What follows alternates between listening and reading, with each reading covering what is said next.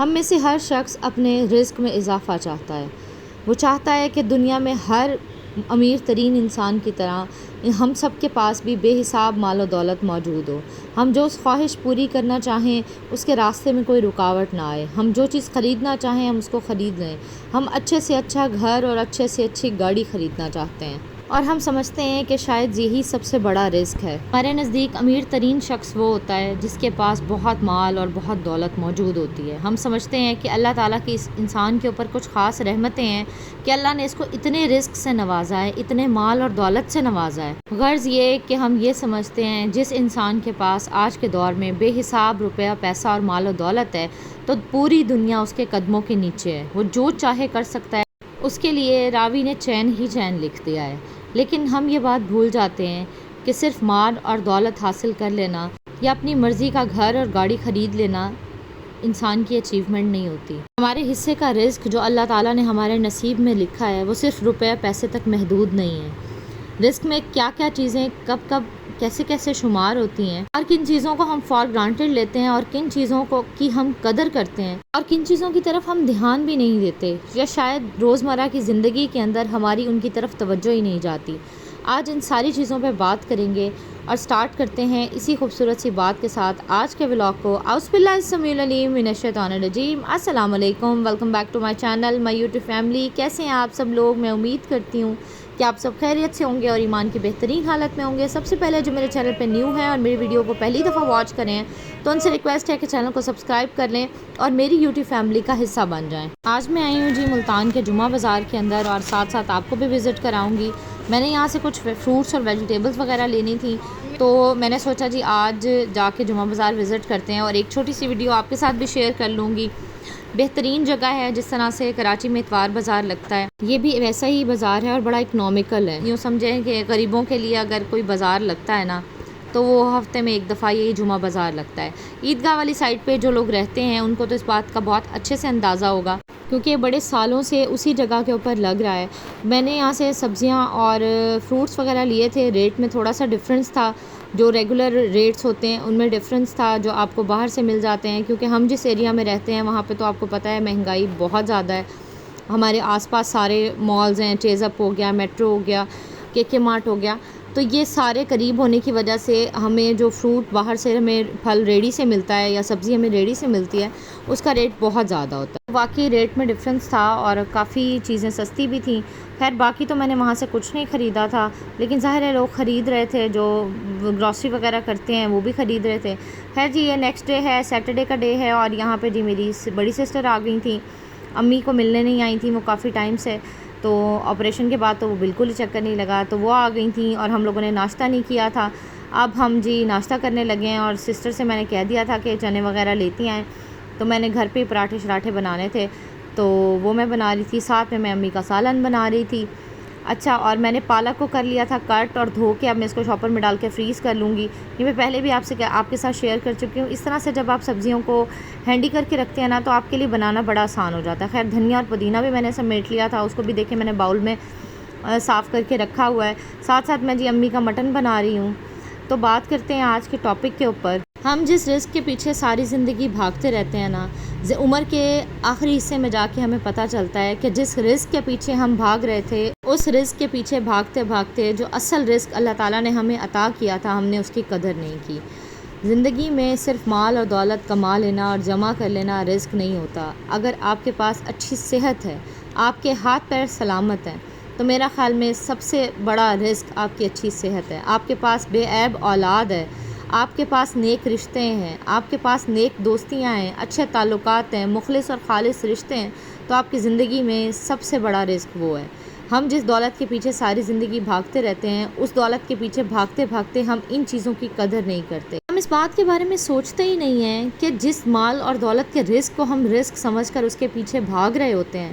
عمر کے آخری حصے میں ہمیں پتہ چلتا ہے کہ اگر ہم موجودہ رزق کی شکر گزاری کرتے اللہ تعالیٰ سے، تو یہ جو مال اور دولت والا رزق کا آخری درجہ ہے نا،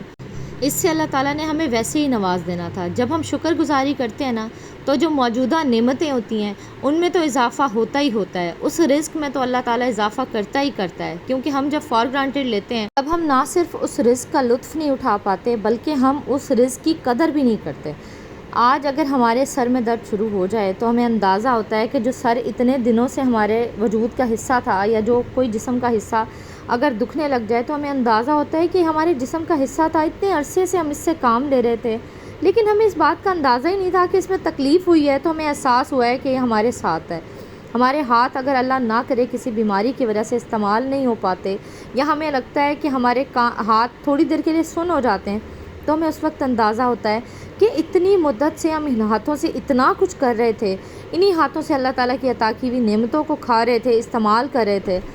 تو ہم یہ کیسے بھول گئے کہ یہ بھی اللہ تعالیٰ نے ہمیں رزق کے طور پہ عطا کیے ہیں۔ اور اس رزق کی قدر جب ہم کرتے ہیں نا، جو چھوٹی چھوٹی نعمتیں، آپ کا دماغ صحیح ہے، آپ کے ذہن میں پازیٹیو سوچیں آتی ہیں، آپ کا وجود صحیح ہے، اللہ نہ کرے کسی ڈس آرڈر کا شکار نہیں ہے، اللہ نے آپ کو بے عیب اولاد سے نواز دیا ہے، مخلص اور خالص بہن بھائیوں جیسے رشتوں سے نواز دیا ہے، آپ کے پاس مخلص اور خالص دوست موجود ہیں، یا اللہ تعالیٰ نے آپ کو ایک ایسا تعلق دیا ہے شوہر کے روپ میں جو آپ کی قدر کرتا ہے، جو آپ کی دی ہوئی قربانیوں کا احساس کرتا ہے، تو سمجھ لیں کہ آپ اس دنیا کے سب سے امیر ترین انسان ہیں۔ اور اگر آپ کو اپنے بستر پہ رات کو سوتے ہوئے یہ احساس نہیں ہوتا نا کہ آپ نے کسی انسان کا حق مارا ہے یا کسی انسان کے ساتھ ناجائز کیا ہے، تو سمجھ لیں آپ سے امیر انسان اس دنیا میں ہے ہی نہیں۔ جیسے صبح اور شام دعاؤں میں بے حساب رزق اور بے حساب وسعتوں والی اور کثرتوں والی دولتیں مانگ رہے ہوتے ہیں نا، اصل میں اللہ تعالیٰ نے ہمیں اتنا قسمت کا دھنی بنایا ہوتا ہے کہ ہمیں اس بات کا اندازہ ہی نہیں ہوتا،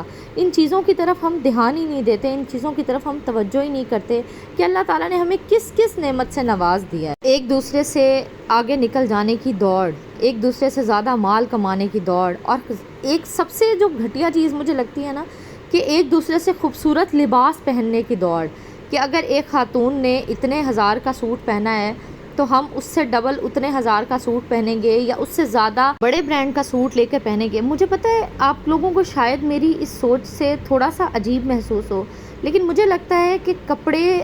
کے اوپر انویسٹ کرنا ایک بہت ہی فضول اور بیوقوفانہ ترین حرکت، کیونکہ آپ نے کپڑا وہ چیز ہوتی ہے جو پہن کے اتار کے ہم چھوڑ دیتے ہیں، جس کے اوپر انویسٹ کرنا میرے خیال میں ایک بیوقوفانہ حرکت ہے۔ جو چیز آپ کے ساتھ ساری زندگی نہیں رہنی،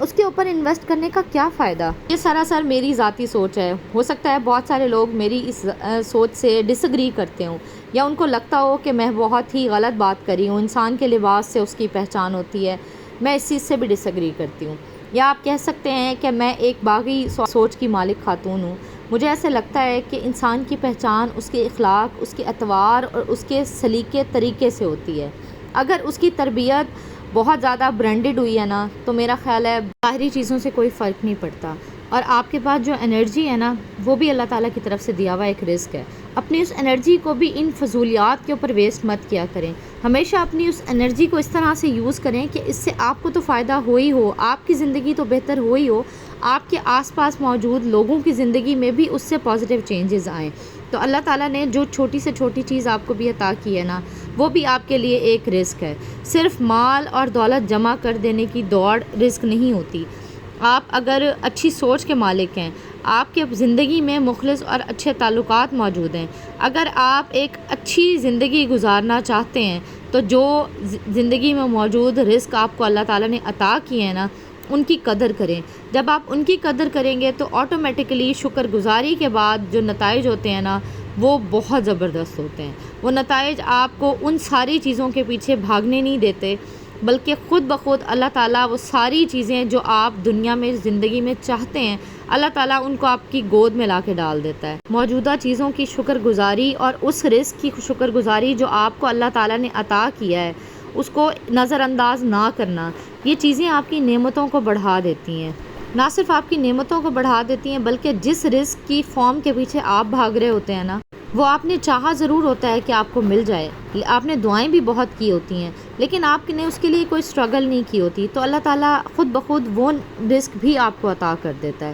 تو اگر آپ مال و دولت کے پیچھے بھاگ رہے ہیں تو جو آپ کے پاس موجود ہے اس کی قدر کریں۔ مال و دولت خود بخود اللہ تعالیٰ آپ کے پاس بھیج دے گا۔ آپ کی تھوڑی سی محنت کو اللہ تعالیٰ 4 چاند لگا کے آپ تک پہنچائے گا، اور اللہ پاک کبھی بھی کسی کی نعمت کو ضائع نہیں کرتا۔ اپنے پاس موجود رشتوں کی قدر کریں، اپنے پاس موجود خالص اور مخلص دوستوں کی قدر کریں۔ اگر اللہ تعالیٰ آپ کو یوں ہی اچھے لوگوں سے نواز دیتا ہے نا، تو یقین کریں کہ آپ سے بڑا دھنی کوئی نہیں ہے، آپ سے بڑا امیر کبیر شخص کوئی نہیں ہے۔ آپ کو اگر اللہ تعالیٰ نے اچھائی کرنے کی توفیق دی ہے تو یہ بھی بہت بڑا رزق ہے۔ خیر جی، میں نے فرائیڈ رائس بنا لیے تھے، کامن ریسیپی ہے، کوئی بہت زیادہ اس میں راکٹ سائنس نہیں ہے۔ ساتھ ساتھ بچے یہاں پہ جب اکٹھے ہوتے ہیں نا، تو بچوں کے اندر ایک بہت ہیبٹ ہوتی ہے کہ بچے مل جل کے جب کھیلتے ہیں نا، تو مجھے بہت اچھا لگتا ہے۔ اسپیشلی جب بچے اکٹھے ہوتے ہیں تو میری کوشش ہوتی ہے کہ بچے گیجٹس وغیرہ سے دور رہیں، جتنی فزیکل گیمز بچے پلے کر سکتے ہیں۔ سب سے زیادہ تو یہ کہ بچے اونو کارڈز کھیلیں، منوپلی کھیلیں، لوڈو کھیلیں، اگر وہ اور کوئی گیم کھیلنا چاہ رہے ہیں تو وہ کھیلیں۔ خیر میں نے کھانا سرو کر دیا تھا، کھانا کھا لیا تھا، ہم لوگوں نے فرائیڈ رائس کھائے تھے، امی کو میں نے دے دیا تھا جی ان کا مٹن، کیونکہ ابھی فی الحال تو پرہیزی پہ ہی چل رہی ہیں۔ اور ساتھ ساتھ جی بچوں کو میں نے آئس کریم سرو کر دی تھی۔ رات ہو گئی تھی، بچے سسٹر اپنے گھر چلی گئی تھیں اور بچے سونے کے لیے چلے گئے تھے، تو میں یہاں پہ آ گئی تھی جی بچوں کے اسکول یونیفارم پریس کرنے کے لیے، کیونکہ آپ کو پتہ ہے اگر رات کو آپ چیزیں پلان کر کے رکھ لیتے ہیں نا، تو صبح آپ کو بہت زیادہ ہسل بسل میں سب کچھ نہیں کرنا پڑتا۔ اسکول ٹائم ویسے ہی ایک بہت شارٹ ٹائم ہوتا ہے جس کے اندر بندے کو ہوتا ہے کہ بس بندہ سب کچھ جلدی جلدی سے مینیج کر لے۔ تو اگر آپ پہلے سے پری پلانڈ چیزیں کر کے رکھتے ہیں تو پھر آپ کو صبح اتنی ٹینشن نہیں ہوتی، اور ٹائم سے بچے اسکول چلے جاتے ہیں، کیونکہ صبح اسکول کا جو ٹائم ہوتا ہے نا وہ کافی بھاگ دوڑ والا ٹائم ہوتا ہے۔ اور اب تو 3 دن کی چھٹیاں ہو گئی ہیں، فرائیڈے، سیٹرڈے اور سنڈے۔ فرائیڈے کو آن لائن کلاسز ہوتی ہیں، سیٹرڈے سنڈے، تو 3 دن کی چھٹیوں کے اندر ہم بچوں کو 3 دن کے بعد آپ ٹائم سے اگر سلائیں نا تو یہ سب سے بڑا ٹاسک ہوتا ہے، کیونکہ سوتے سوتے بچوں کو 8 بجے میں بیڈ پہ بھیجتی ہوں، اور سوتے سوتے بچے جو ہیں وہ 9 بجا ہی دیتے ہیں۔ چاہے جتنا مرضی آپ بچوں کو نا پش کرتے رہیں کہ سو جاؤ سو جاؤ، بس سوتے سوتے بھی آپس میں ایک دوسرے سے کھیلتے رہیں گے، باتیں کرتے رہیں گے، تو وہ ٹائم گزرتے پتہ ہی نہیں چلتا۔ خیر جی، میں بچوں کے یونیفارم پریس کر رہی ہوں، اور اب یہاں پہ ولاگ سے چاہوں گی آپ سے اجازت۔ امید کروں گی کہ اگر آپ کو میرا ولاگ پسند آیا ہوگا تو چینل کو سبسکرائب کریں گے، ویڈیو کو لائک کریں گے، کمنٹ باکس میں اپنی رائے کا اظہار ضرور کریں گے، اور میری اگر کوئی بھی بات آپ کے دل کو لگی ہو تو پلیز اس کو اپنی زندگی کا حصہ بنائیں، اور اگر آپ کی سوچ کو بدلنے کی ضرورت ہے تو بلا سوچے سمجھے اس کو بدل لیں۔ میں یہاں پہ چاہوں گی آپ سے اجازت۔ اپنا بہت سارا خیال رکھیے گا، مجھے دعاؤں میں یاد رکھیے گا۔ اللہ حافظ جی، بائے بائے۔